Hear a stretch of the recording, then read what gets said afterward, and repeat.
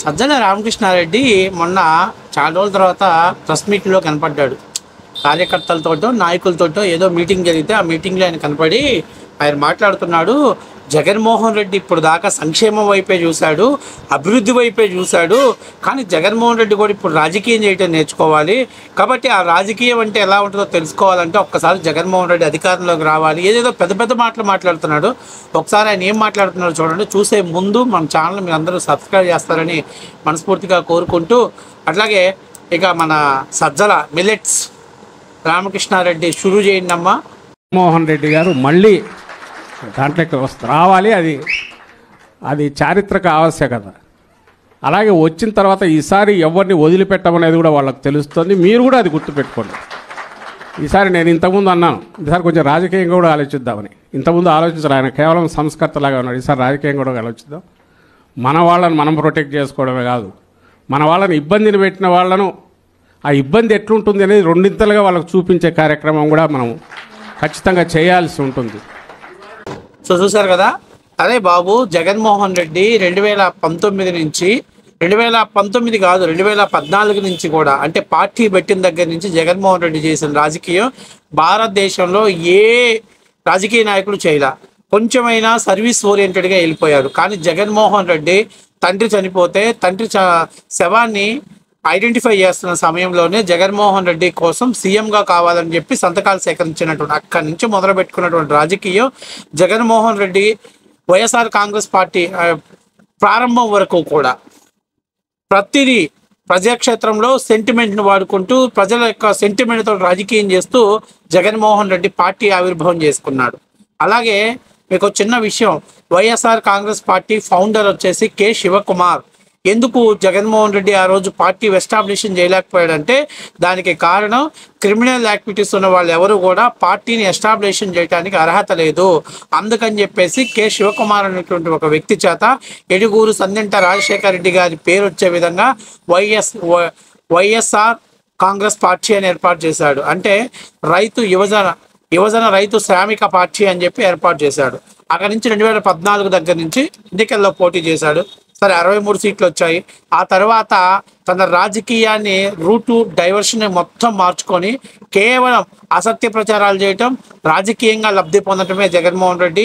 And Jaganmohan Reddy చుట్టూ ఒక లుచ్చా గ్యాంగ్ని ఏర్పాటు చేసుకొని దాన్నే సోషల్ మీడియా ఇన్ఫ్లుయెన్సర్ పేరుతోటి అసత్యాలన్నీ కూడా వండి వార్చడంలో కీలక పాత్ర పోషించాడు. సరే ప్రజలు ఎన్ని విధాలైతే మీ బాబాయ్ చనిపోవటం, కోడి కత్తి, జగన్మోహన్ రెడ్డి ప్రజాక్షేత్రంలో తిరగటం, సరే ఒక్క అవకాశం ఇద్దామని ఇచ్చాడు. ఇచ్చిన తర్వాత జగన్మోహన్ రెడ్డి ఏం చెప్పాడయ్యా, మా నాన్నని మరిపిస్తానన్నాడు. వాళ్ళ నాన్నని కాదు కనుక వాళ్ళ తాతని గుర్తు చేశాడు జగన్మోహన్ రెడ్డి. వాళ్ళ తాతని రాజారెడ్డిని గుర్తు చేశాడు ఆంధ్రప్రదేశ్ ప్రజలకి. ఆంధ్ర రాష్ట్రం రావడంతో ప్రజావేదికను కూల్చేశాడు, అమరావతిని ఆపేశాడు, పోలవరాన్ని పడుకోబెట్టాడు.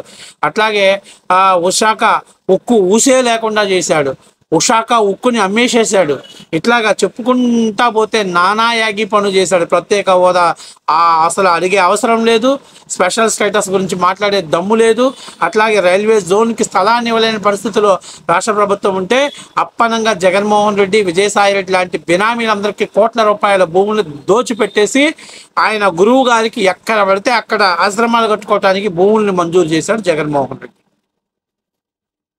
ఇప్పుడు మళ్ళీ అంటాడు జగన్మోహన్ రెడ్డి అసలు రాజకీయమే చేయలేదని అంటాడు.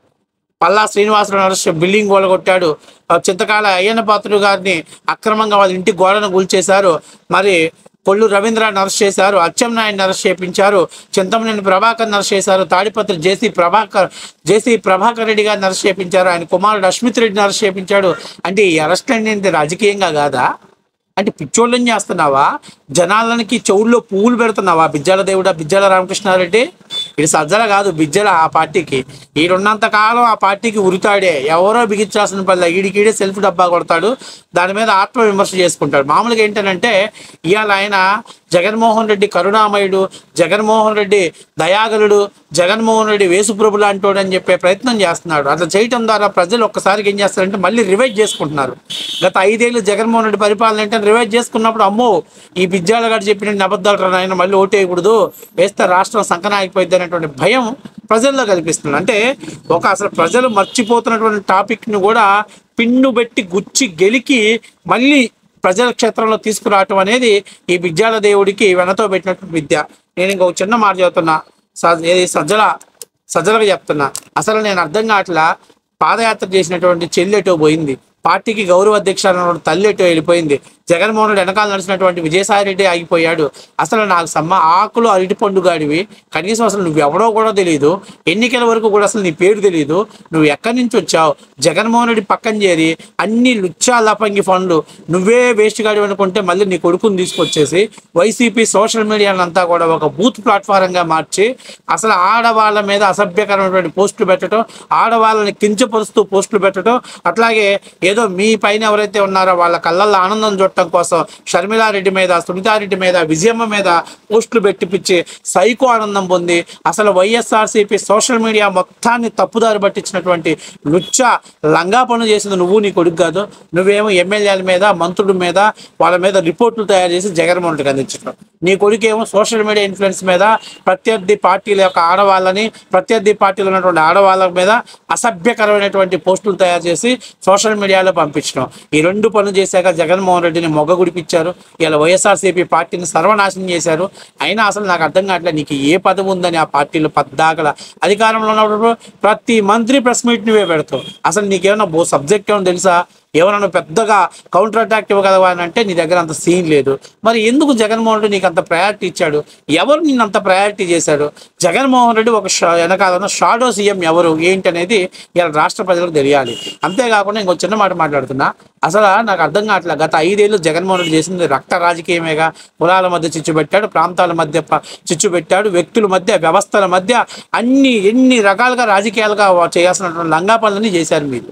ఇవాళ మళ్ళీ వచ్చి జగన్మోహన్ రెడ్డి కరుణామయుడు, జగన్మోహన్ రెడ్డి దయాగలవాడు, జగన్మోహన్ రెడ్డి గతంలో రాజకీయం చేయలేదు, నెక్స్ట్ గవర్నమెంట్ వస్తే రాజకీయం అంటే ఏంటో చూపిస్తాను, కార్యకర్తలను కాపాడుకోవడమే కాదు కార్యకర్తలకి ఇబ్బంది పెట్టిన వాడిని కూడా వదిలిపెట్టకూడదు అనే డైలాగులు భారీ డైలాగులు వేస్తున్నావు.